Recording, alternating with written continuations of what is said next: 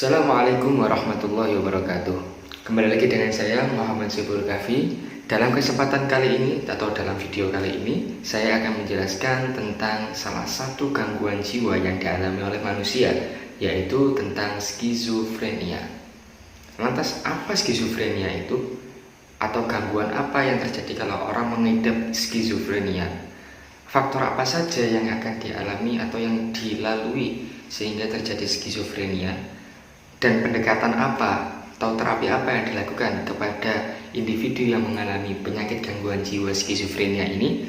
Oleh karena itu, mari kita simak bersama-sama penjelasan video berikut ini. Oke, kembali ke dalam video ini.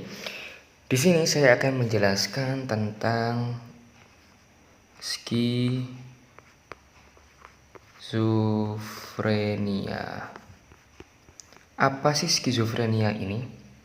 Seperti yang kita tahu, kalau pada umumnya, pada masyarakat umumnya, skizofrenia itu adalah penyakit yang jahat ya, yang melukai orang lain ataupun memberikan gangguan-gangguan pada orang lain. Tapi pada dasarnya skizofrenia ini adalah salah satu penyakit yang menyerang pada otak sehingga menimbulkan perilaku-perilaku atau gerakan-gerakan yang aneh dan tidak tidak bisa ditebak. Seperti ya kayak orang, kalau kita ketahui gejalanya, biasanya kalau orang yang mengidap skizofrenia itu sampai yang parah itu ya seperti kita lihat di masyarakat kita sendiri, ada yang tiba-tiba ngomong sendiri, terus kemudian berbicara sendiri dengan orang yang sebenarnya tidak ada, yang ada cuma ada di dalam pikirannya. Maka skizofrenia ini menyerang otak ya, bagian otak yang mana otak ini menimbulkan gejala-gejala yang lain. Dan skizofrenia ini tidak bisa dikatakan salah satu penyakit saja, akan tetapi skizofrenia ini adalah salah satu jalan ataupun perantara kepada penyakit-penyakit yang lain. Maka skizofrenia ini sebenarnya ada berapa sih pembagiannya? Di sini pembagiannya ada 3. Yang pertama adalah positif. Pembagian secara positif. Jadi skizofrenia ini dibagi menjadi 3. Yang pertama adalah positif. Apa skizofrenia positif itu? Saya langsung memberikan contohnya. Di sini contohnya adalah ada si A. Si A ini memiliki sebenarnya dalam hidupnya dia itu hidup seperti orang layaknya, seperti orang manusia biasa. Akan tetapi di tengah-tengah hidupnya kemudian dia itu merasa memiliki teman-teman yang tidak tampak ya, yang tidak tampak oleh manusia lainnya. Dalam kutip ini adalah orang tuanya atau si A dan si B. Maka makhluk-makhluk yang tidak terlihat ini ya, yang maksudnya tidak terlihat oleh orang lain, yang hanya dilihat oleh si A, ini adalah salah satu gejala yang dialami oleh seseorang atau individu yang mengalami skizofrenia positif, sehingga dia sering mendengarkan omongan-omongan tapi tidak tahu omongan itu dari mana, atau bisa melihat sesuatu atau makhluk yang orang lain tidak bisa melihat, yang ada cuma dalam pikirannya dia saja. Maka ini yang disebut adalah skizofrenia positif. Yang kedua adalah skizofrenia negatif. Apa skizofrenia negatif itu? Skizofrenia negatif ini adalah skizofrenia yang samar, tidak yang positif-positif kan tampak. Dan banyaknya orang positif itu seperti di masyarakat kita itu, yang sampai orang itu orang gila, dalam kutip yang kita bilang orang gila seperti itu. Sedangkan yang negatif ini adalah yang samar. Contohnya saya ambil satu contoh. Orang yang tidak suka si A ini, seumpama si A ini kita kembalikan ke si A, adalah orang yang tidak suka berinteraksi dengan orang lain. Lebih menutup, tidak tidak banyak berbicara. karena dia merasa ada salah satu gejala atau kegagalan sosial. Bukan si A ini tidak punya teman, tidak. Akan tetapi si A ini dia mengalami kegagalan bersosial. Dia bukannya tidak mempunyai teman si A dan si B. Dia punya teman, cuman dia merasa mungkin tidak cocok atau tidak diterima di lingkungannya. Sehingga si A ini mengalami kegagalan sosial yang di dalam hatinya atau dalam dirinya mengalami kehampaan atau kesepian. Maka ini yang disebut skizofrenia negatif. Yang terakhir yaitu ada skizofrenia kognitif. Apa skizofrenia kognitif? Contoh dari skizofrenia kognitif ini adalah contoh ada seorang murid yang diberikan tugas oleh gurunya. Akan tetapi dia tidak fokus akan ke tugas itu, atau mungkin sering memikirkan hal-hal yang lain, padahal sebenarnya dia memiliki tugas khusus yang diberikan oleh gurunya. Maka kognitif ini kan kembali ke akal atau kepintaran biasanya. Maka ini juga disebut skizofrenia kognitif. Jadi skizofrenia dibagi menjadi 3. Yang pertama adalah positif yang tampak, negatif yang samar, kognitif itu dalam pemikiran atau pendidikan. Selanjutnya adalah skizofrenia ini memiliki banyak faktor pemicu atau faktor timbulnya. Faktor timbulnya skizofrenia itu banyak yang memperdebatkan sebenarnya. Cuman kebanyakan ada yang mengatakan dari faktor kelahiran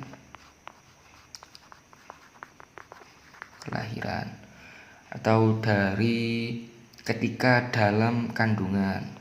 Juga ada yang mengatakan. Maka ini adalah faktor-faktor yang mendasari timbulnya penyakit skizofrenia atau kelainan di dalam otaknya. Lantas, apa saja hal-hal yang membuat timbul penyakit skizofrenia ini? Ya. Faktor timbul atau pemicu kambuh. Kambuhnya penyakit skizofrenia ini. Yang pertama adalah stres. Stres ini adalah salah satu faktor terbesar penyakit atau kambuhnya orang yang punya skizofrenia. Contohnya dalam stres pekerjaan atau stres pendidikan. Kalau stres pekerjaan seperti yang kita tahu mungkin banyak masalah di pekerjaannya sehingga dia akhirnya mengalami skizofrenia itu. Atau kalau dalam pendidikan contohnya kita atau ada seorang murid. Murid itu kan ibarat sebuah wadah kan. Ibarat sebuah wadah mangkok yang dia memiliki kapasitas setiap murid itu berbeda-beda. Maka kadangkala ada orang tua yang tidak mengerti kapasitas anaknya sendiri. Ya, dan menuntut menuntut pendidikan yang tidak sesuai dengan anaknya. Ibarat wadah tadi, kalau seumpama dia dimasuki terus-menerus, maka pada waktu tertentu dia akan tumpah ataupun pecah.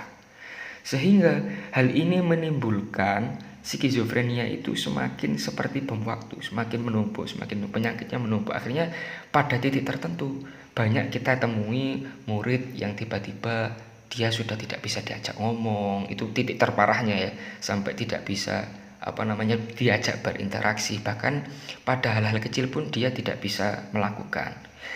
Yang kedua adalah pemakaian obat-obatan.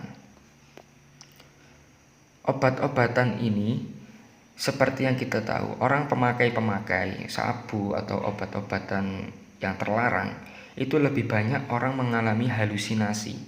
Maka dari halusinasi itu akan timbullah penyakit skizofrenia itu karena ada kelainan di otaknya. Maka ini dua hal ini termasuk salah satu pemicu atau yang membuat kambuh penyakit skizofrenia itu tadi. Lantas, apa yang dilakukan ketika orang itu mengalami skizofrenia? Pada umumnya, pada masyarakat kita yang banyak mengalami skizofrenia positif atau yang tampak, yang seperti yang biasa dianggap kita adalah orang gila, ya, orang gila. Maka apa yang dilakukan oleh orang atau masyarakat kita? Kebanyakan mereka akan melakukan yang namanya pasung. Pasung ini kan sebenarnya secara tidak langsung membuat pasien atau individu yang mengalami skizofrenia itu dijauhkan dari lingkungannya. Padahal sebenarnya orang yang mengalami hal ini harusnya diberikan pendekatan yang lain. Pendekatan yang lain, bukan dengan memasung seperti ini. Secara tidak langsung dengan pasung ini, pengidap penyakit skizofrenia ini akan semakin parah penyakitnya, bukan semakin sembuh tapi semakin parah. Lantas dengan apa pendekatannya atau terapinya? Yaitu dengan cara didatangkan atau dipertemukan dengan dokter gangguan jiwa atau psikiater. Ini lebih tepat untuk yang sekarang daripada pasung ini. Karena pasung ini secara tidak langsung akan memperparah kondisi si pasien. Maka dari itu lebih baik kalau kita mengalami atau menemui